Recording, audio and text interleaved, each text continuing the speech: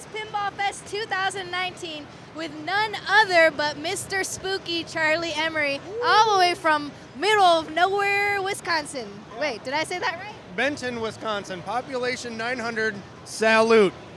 And they all work for Spooky Pinball now. A good portion of them, yes. We are the third largest employer in town behind the bank and the school. That's really awesome. All right, so here you have brought Alice Cooper's Nightmare Castle. Absolutely, yes. Super awesome. Thank you. And how has the crowd been reacting to it so far? Very good. The code has come a long way since it debuted here at Texas in 2018. So yeah, it's really getting fun. We don't have a lot of them left. We're doing 500. So yeah, it's great to get back here to Texas and kind of show off where it has gone in the last year. Why do you do that to us? Only 500. Like, we want them everywhere so we can play them. And if you guys haven't played this game yet, Alice Cooper's Nightmare Castle, it is one of the scariest pinball games you can play. If you turn your lights off too, and the ball's shooting out from, oh my gosh, you're gonna be peeing in your pants. Well, it has a working Frankenstein monster. It has a guillotine that catches and chops the ball, and it's got Alice Cooper. So it's wonderful. Yeah, it's great to work with a guy that's in the Rock and Roll Hall of Fame. He loves pinball. He's very passionate about doing all the speech and everything for the game, and it's been a blast. It's been a blast. And that's been kind of a running theme. Now you have Alice Cooper, and before you did Rob Zombie. Do you see you guys working with more music artists that are, fans of pinball? Never say never. We have to be a fan of the artist before we'll do the game. So yeah, I'm kind of a horror metal guy, so Alice Cooper, Rob Zombie, right in that wheelhouse. But yeah, there are a lot of bands that are kind of fringe. Stern has been very good with like Metallica and AC/DC and Rolling Stones, huge bands. But there's a lot of fringe bands that have fan base, that are guys like me, that it's fun to work with. And we don't run thousands. Our games are all limited, shorter runs. And so yeah, it's a good fit for them, and it works for us, and it's been very good. So what Charlie's trying to say is that their next theme is going to be Guar. Odorous lives. Yes. So you guys went to Japan recently, actually. How was that trip? And are you going to be bringing some cool stuff, Japanese influence, to us in the future? It's entirely possible. I can't really say why we were there for looking at things and talking to people. But yeah, it had been a dream trip for me and my family to go to Japan. We've loved everything Japanese, and Godzilla and Ultraman and Gamera and everything giant monster, crazy campy weirdness. We love that stuff. So for us to get to go there and experience it was far more than I ever anticipated pinball would lead us to do. It's overwhelming, right? Did you get to play any pinball when you were out there?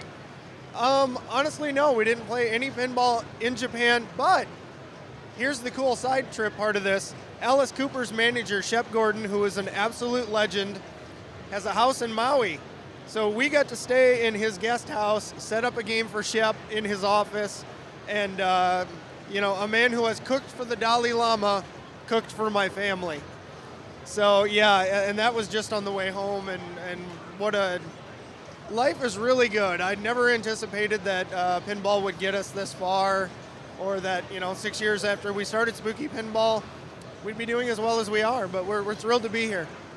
Why did you start Spooky Pinball? What was the inspiration for that? I've always been a pinball nerd, going back, to when I was a kid. I said it 100 times. The game that I fell in love with was Black Knight, Steve Ritchie's game, of course, from the early 80s. We were doing custom games on our own. My son and I had developed a custom Godzilla game just because it was a game that, it was the very first one I ever bought. The playfield was completely blown out. We customized it, changed it, did everything. Got a little bit of industry attention with that. That led me to being, taking my day job. I worked in graphic arts, to helping Jersey Jack Pinball do a lot of stuff, a lot of printing, playfields, cabinets. But we wanted to do a little bit more. We wanted to do our own thing and kind of develop our own games, and we have. So yeah, it's been a wild ride. That's awesome. And then you, from a homebrew kind of background, then you picked up another homebrew artist, Scott Denisi, and you're just collecting them all. Is that a thing that you're going to see happen more often? Yeah, absolutely. I mean, the homebrew guys are doing it for the right reasons. They love pinball. And, when they're making their own games, unlike us, if we're dealing with the license, you have to kind of stay within those parameters. The homebrew guys can do anything and have a blast with it. Scott's game, he did just for himself. Took it to some shows. It got some love and attention. I love Total Nuclear Annihilation. We were hoping to do maybe 100 to 200, and it wound up becoming the biggest selling game we've ever done at 550 units. And the only reason we shut it down at 550 is because we needed to get Alice Cooper done. So we got 500 Alice Coopers to get done yet. So. Do you guys ever see doing some Vault Edition of any of your previous titles, like bring back some more America's Most Haunted or anything like that? We get that a lot, and we believe that once you cross that bridge and you do something that you said you would not do, you're getting yourself in trouble. So no, the only game that we've ever done that will probably get run again is Total Nuclear Annihilation. So everything else is we stick to our word. We said 150 America's Most Haunteds. If you have one, congratulations. There's never going to be another.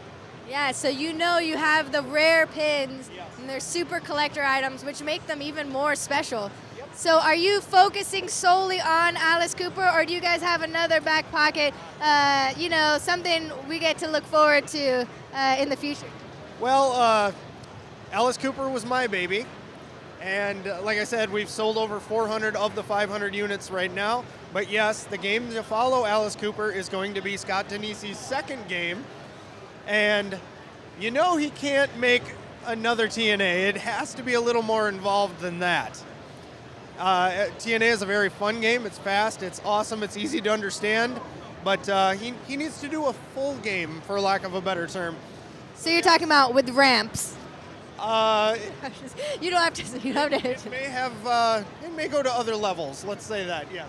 Oh, I'm so excited! I remember seeing Scott Denisi's Whitewood at TPF several years ago, and you were watching it too, and just seeing the hype everyone had around it just really put it all together. He does some magical stuff, and now the pressure is really on for his next game, and I think he feels it. But I think he's going to do great. You're not kidding. Yeah, he's absolutely nervous. He's spending a lot of time refining his layout. He wants it as perfect as he can get it because he doesn't want that sophomore jinx. And Haunted House Party. Is it Haunted House Party? I don't know. He tells me that's what it is. Code name. I think people are going to be extremely happy and extremely surprised when they find out and see what exactly he's working on. And we have another game behind that. So the success of Total Nuclear and Alice Cooper has given us something that we've never had before, which is a little bit of time to develop things a little bit more in advance and, kind of compete with everybody else. So it feels really, really good to be where we're at. And do you guys have any deadlines? Like, when can we expect some type of announcements? Like, should we go to bed for, like, the next year? Or can we be like, somewhere around Pinball Expo or something? All I can say right now is we have enough Alice Coopers to build. That 2019 is pretty full, but I'll say before the year's out, there might be a surprise. All right, you heard it here on Marco TV. Something's coming with spooky.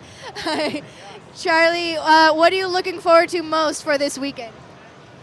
Just hanging out and explaining Alice Cooper to people. The more they play it and understand it, the more they like it.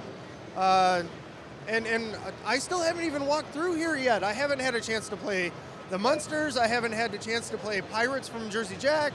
I just want to go out and play pinball, and my kid's here, and he's better than me, and I want to see if I can beat him on a couple of games. And, That's what it's all about. That's what it's all about. All right, well, we'll let you go, and we'll let you have to actually play games. Because you learn when you come to these shows, you end up just talking to all the amazing pinball people, and then you never stop and play games. So just do yourself a favor and go walk over to that premium right now and warm up. So then when you and Bug battle for dollar games later tonight, it'll be a better fit for you. Well, he's already warned me. He walked up to Munsters, and God bless you, John Borg. We love the Munsters too. Great job. His first game on Munsters, he ran to the wizard mode. So I'm going to have a tall order beating my son. It's not easy when you're the second best pinball player in your house and you own the company. That's kind of embarrassing. It's all about the lineage anyway. Yeah, exactly. All right, well, thank you so much, Charlie. See you around. Yes. Thanks, Imoto, and thanks to Mark and everybody at Marco Specialties for putting me on Marco TV.